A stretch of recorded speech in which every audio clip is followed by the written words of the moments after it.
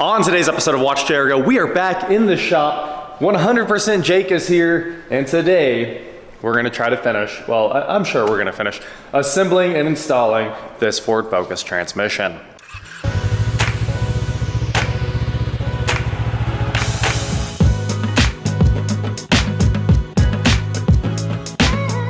What is going on, guys? I am Watch Jay Go, and like I said, I'm here with 100% Jake, and yesterday I got this transmission out, got it all torn apart, and got half of it rebuilt. But we are now at a critical juncture, and that's where you have to take this thing off the stand and lay it on its side so you can reinstall the clutch. And that's tough to do by yourself. There are ways I could have done it. I do have another lift. I realize I could put a strap around it, pick it up, but then you have to like pick it up and rotate and a whole bunch of stuff. That just seems like it would be a lot easier with two people where you just pick it up and turn it. Getting the clutch on too, the clutch is pretty heavy. I feel like that's pretty easy with two people as well. So what we're gonna do today is get this thing on the floor, drop on the last couple of parts and start snapping it back together. And I also just got back from O'Reilly's where we picked up the snap ring pliers we needed. So these are the style that you actually need for this job. I think they were $10, so no big deal, obviously, and they feel like a great tool. Harbor Freight doesn't make any of those. My mind is blown, and I was pretty sad that I went all the way there to get them, and they just didn't have the pliers I needed. But we got the job done. Shout out to O'Reilly's. Now let's get this thing on the floor and start installing.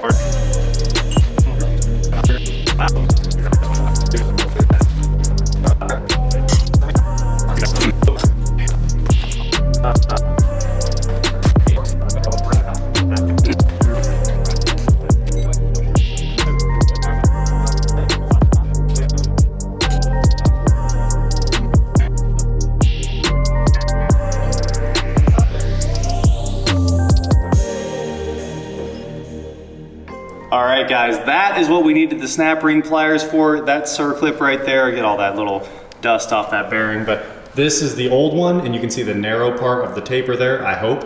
It's narrower at the top. That is the direction this installs. So if I was putting on another one, it would go like that, and luckily with these pliers, it's still a bit of a fight, but we got that thing on there, and it looks like it's a bit high. It's okay. I'm gonna double check it, just make sure that it's totally in its groove, but it does look like it's seated. I think we're okay. And now we're ready to install the hub that goes on top. All right, Jake's gonna do the honors here. We have all the clips in. This one we just used a screwdriver. Make sure you have that laser mark aligned with that laser mark. If you don't, nothing works, apparently. So 12 turns, 12 anti-clockwise turns, and then we'll hear a click, and the clutch will be unlocked. So the clutch comes locked in a shipping position. Oh, okay, and then he said just let go and it'll spin backwards. And that's how you set the clutch. He said carefully let go. So exactly the way Jake's doing it right there. There was one click, and now we should hear a second click. See, in the video he's doing that with his fingers, but it's under a decent amount of tension. We got out the clutch manufacturer's video because I was like, I know there's a procedure here you have to follow for this part.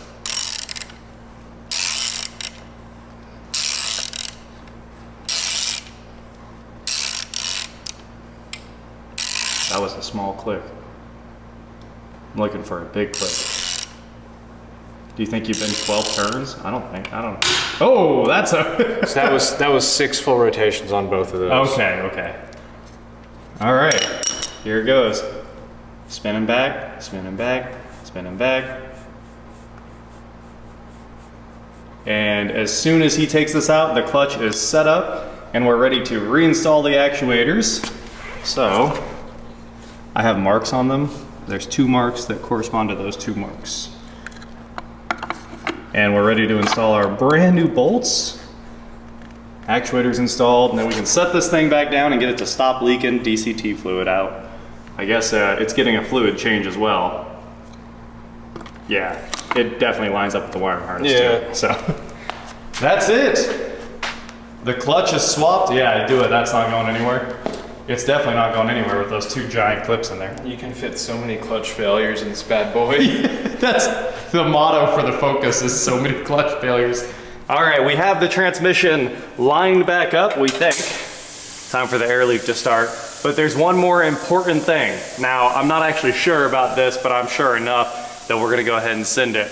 but there is a engraved mark on the flywheel right there, and then there's a hole right there. And from what I understand, that has to line up with this laser mark over here on the clutch beside this stud. So they look the same, they point the same, they're indexed the same, so I don't see how it could be anything different. So we're gonna go ahead and just put this thing in. So now it's time for the best part of this Sun-X transmission jack that I love so very much.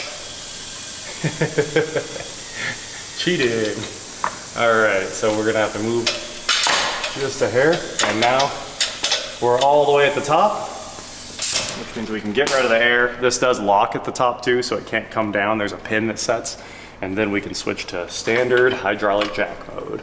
So now all we have to do is slowly and carefully lift this thing into place, make sure we don't lose our clutch alignment, and here in 15 minutes or something, I'll have worked this up in and we'll be home free. I don't know how to tell you guys this, but we started putting this transmission in 1 minute ago and it's currently complete. The transmission is in, the dowels are in place, the clutch bolts are lined up. If you can actually hear, here.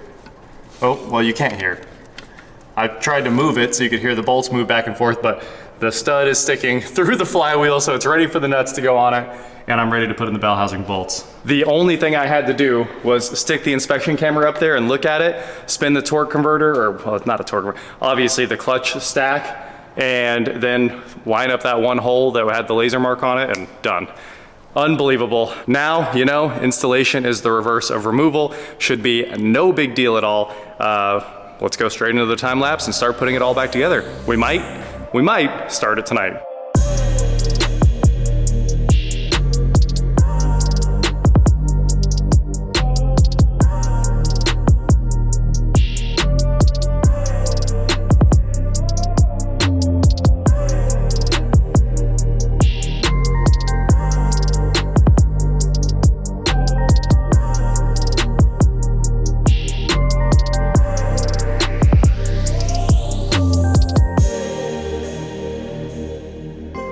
I'm not really sure what kind of witchcraft happened in here, but this went back together way easier than it came apart.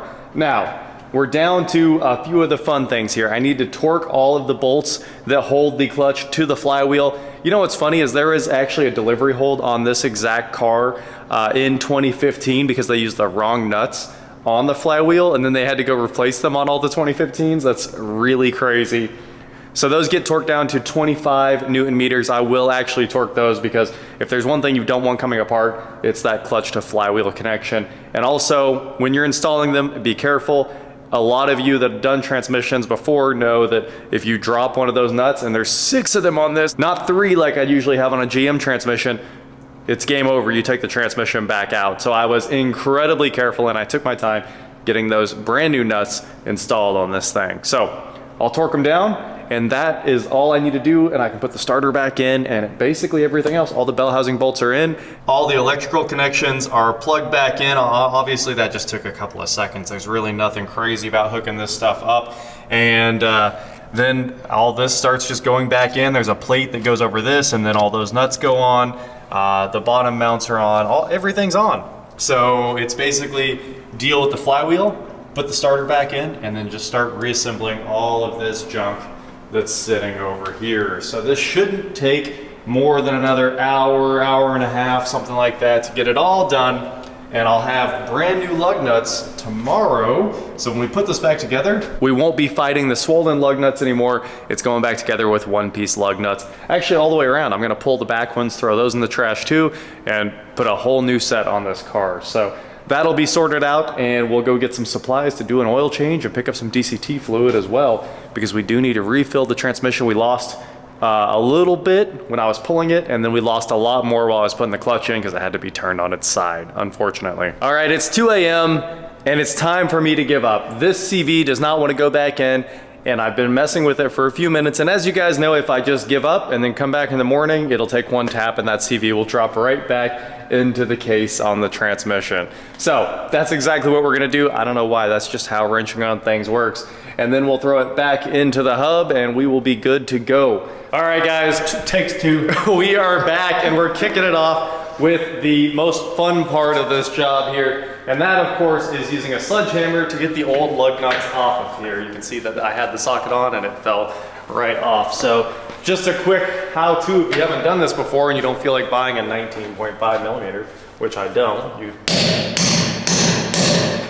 you do that. And then while the nut's still on there, wiggle it off, pull off the old swollen lug nuts. These ones were in pretty good shape, I'm gonna be honest. They look like they've only been off the car like one time, which does make sense. It's probably had one set of tires. And here we have our brand new one-piece lug nuts. I should replace these and be 19s for the rest of their life. And all we gotta do is install them all and torque it down. So this should take just a few minutes.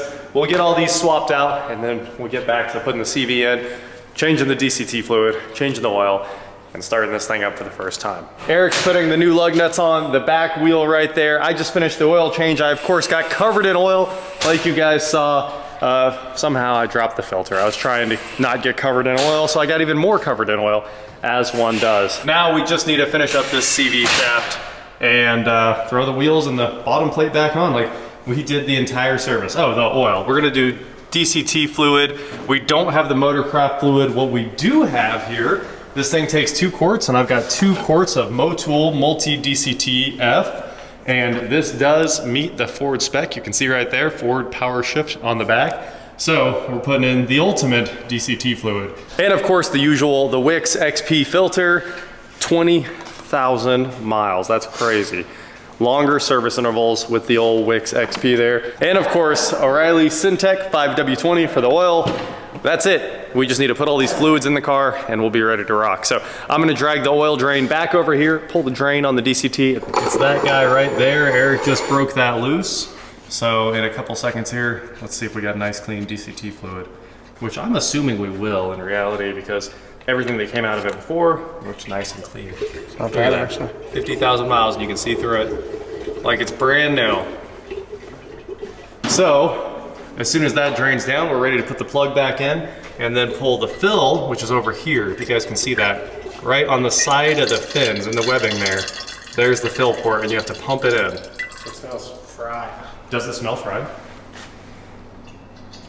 Man, that does smell like it's been hot. Like an electrical fire. It does smell like an electrical fire. That is interesting. Your dad will be like, where'd you get that? Yeah, he's gonna need that, isn't he? We're over here talking about top secret tools, but we are pumping this stuff in, and I gotta say, if you can see through the clear window here, this is the cleanest, clearest fluid I've ever seen. It is way more clear than motor oil or anything like that, any other transmission fluid.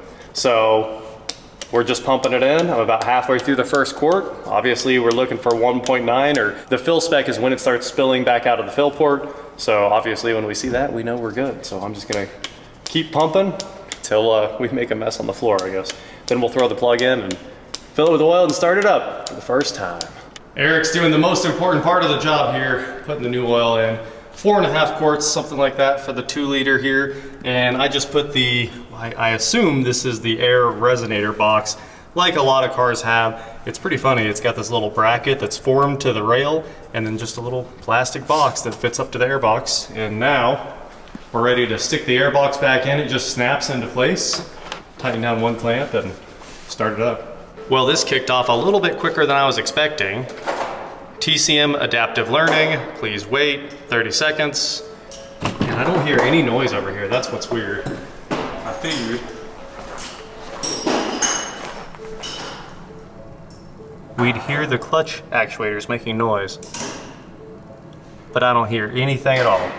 It said go to on 2, so maybe we need to start it. All right, that's the first start after all the work. So far, everything sounds pretty good. Transmission is in park, holding brake pedal.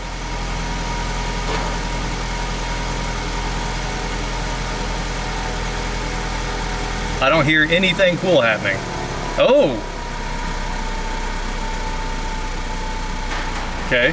Oh, there we go. I felt the engine shudder as it, yep, it keeps applying the clutches just a little bit. All right. This is looking good so far. Clutch teaching. It's clutch teaching. I think they left out a G. I'm not sure. Gear command for neutral state. Ooh. Test failed. All right, the car is coming down because we just pulled the top clutch actuator out and the lower one. A is the top one, B is the lower one, and we swapped them. This is the one that was in B. This is the one that wasn't having an issue according to the scanner. We obviously only had one code. It was P0902, right? Yeah. 0902. Clutch actuator A low.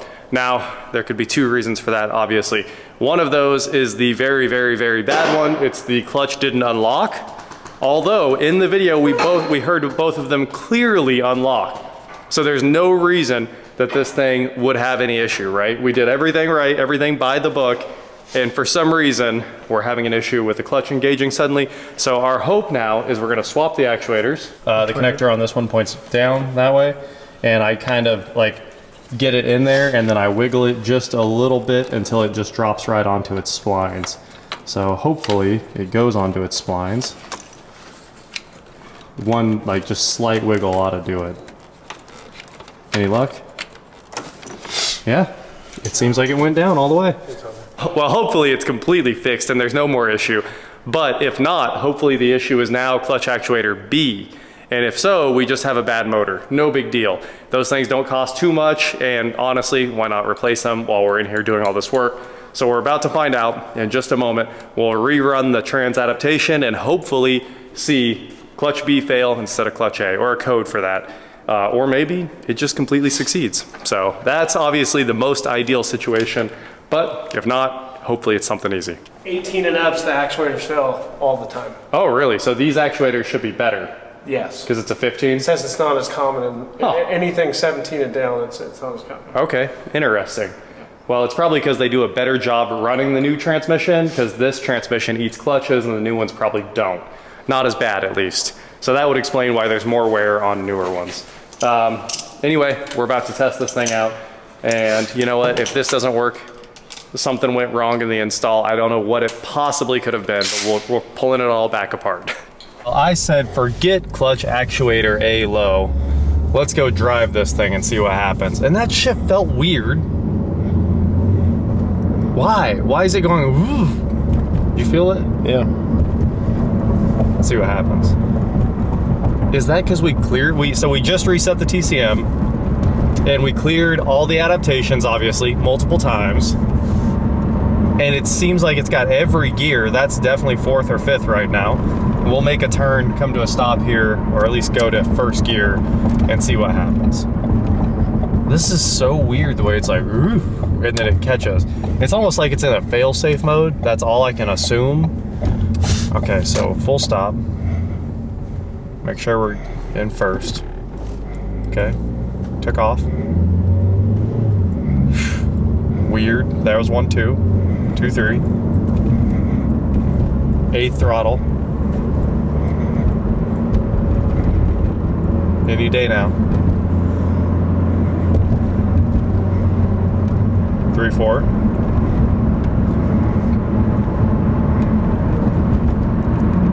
5, or 4, 5. And there's 6, all the way up. What could it be? The first 3 gears feel terrible. Yeah. The last 3 gears they feel fine. I mean, that was a shift. Yeah. So we know that like it's not a mechanical failure anymore, right? Because obviously like it wouldn't be able to shift gears if the clutches couldn't do their magic, at least as far as I know. Maybe it could just slam it into gear like it's a dog box, like it's doing an ignition cut and then shifting with no clutch. But I mean, obviously it can idle in 1st gear, not moving. So clearly the clutch can apply at 1st. Why? Why is it failing? So, I mean, it's in 6th. Here's half throttle. 2 gears. Climbing through. Another weird shift. Yeah, not terrible, but weird, yeah. kind of terrible because it didn't make any like weird shifts before. It just clicked through them the way a dual clutch should. I don't know. All right, well, I guess we go back. I just wanted to, before we tore the transmission out, I knew it was moving forward and backwards. It's just not creeping. It doesn't want to apply the clutches down low, which is what's killing me inside. I don't get it. I don't get it. Let me know in the comments below if you guys have seen this before. I mean, obviously, we did the resets properly.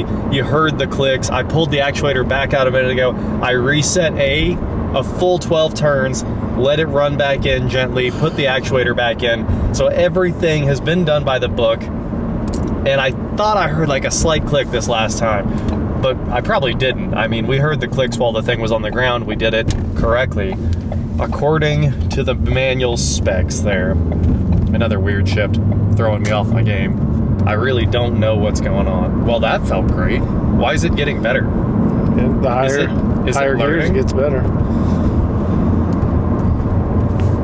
It's still, I heard a little, yeah. Okay, let's come to a stop.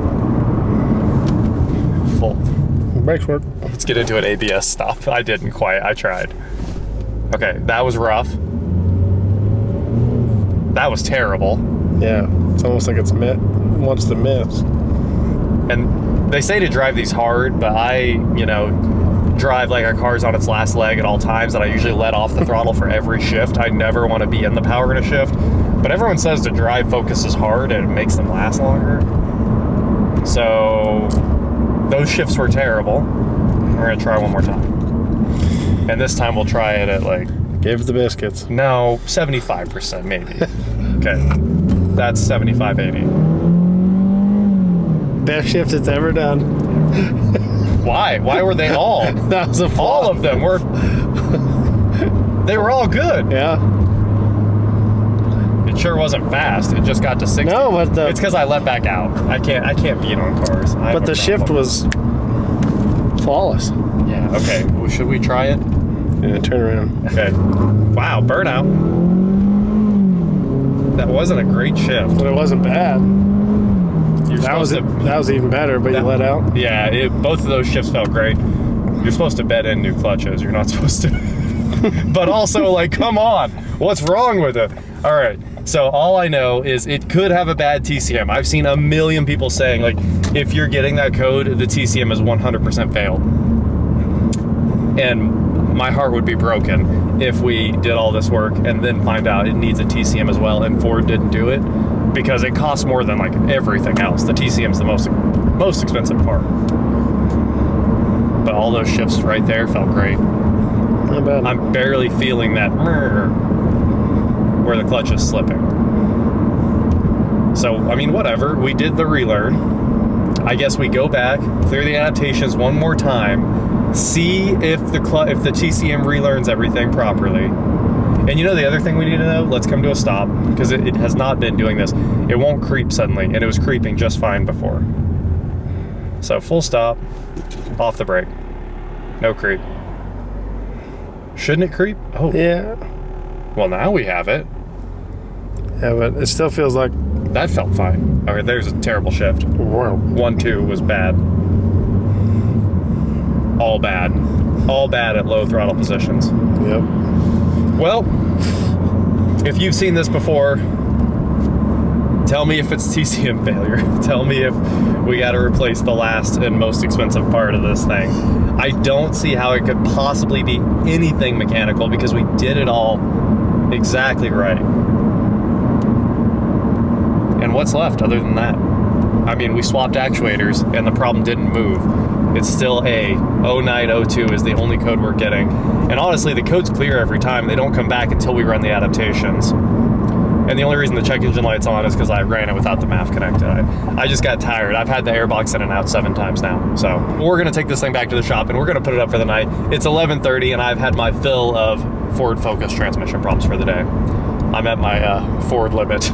So that is it for today, guys. Thank you so much for watching. Don't forget to head on over to shop, watchjergo.com for cool shirts like the one I'm wearing under this. And please like, share, subscribe, do whatever you want to do. And I will talk to you next time. What do you think, Eric? I mean, it drives. As long as you're 50% throttle, you're good. Okay. That took 3 days. That was 3 days to downshift. Yeah. But it was about 50%. I don't know, maybe it was 40. Drive it like it's an Indy car at all times and you're fine. But why? I reseated the TCM connector. I've reseated both clutch actuators, both clutch actuator connectors, every bolt in the system that matters. What on earth? The only thing I could think of was, is it the clutch position sensor? So I popped that off too, and I didn't fix it. It just won't creep, which is the one thing that kills me. It should. It really wrecks the driving experience if it doesn't sit there and slip the clutch in first. Oh, that was a terrible shift. Yeah. Nice big jerk out of the car. Maybe it'll set the TCM code now and Ford will finish the job. It was their job in the first place. Oh man, I had such praise, such high hopes for this thing as I took it apart. All gone. Well, at least it doesn't have swollen lug nuts on it anymore and it doesn't need an oil change anymore. We figured out both of the important things, I would say. What is going on with the transmission? We should have manual swapped it and we could have thrown the TCM in the trash.